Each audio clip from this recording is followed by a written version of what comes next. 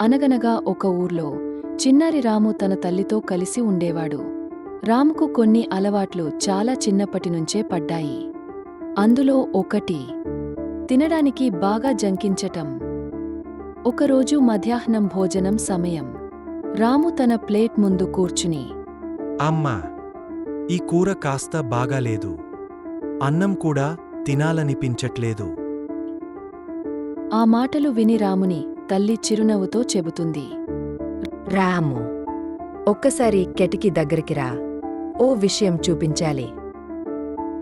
రాము వెళ్తాడు. బయట చూడగానే అక్కడ ఓ పేదవాడు గుండెను పిడుచుకుంటూ నడుస్తూ కనిపిస్తాడు. అన్నయ్యను చూడు రాము. ఎన్నాళ్లకైనా అన్నం దొరకక ఆకలితో అలసిపోయాడు. రాముని హృదయం కదిలిపోతుంది. తన చేతిలో ఉన్న అన్నం వైపు చూసి, అమ్మా, నేను నా అన్నం ఆ అన్నయ్యకి ఇచ్చేస్తాను. నాకిప్పుడు అర్థమైంది. ఆ మాటలు విని తల్లి ముఖంలో చిరునవ్వు చిందుతుంది.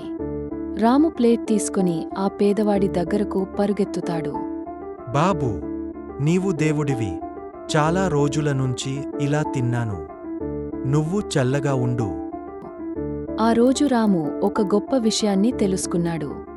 ఆహారాన్ని తీసుకున్న ప్రతి ముక్కలో జీవిత విలువ దాగుంది. ఆహారాన్ని వ్యర్థంగా వదిలేయకండి. అది ఎవరికో జీవం.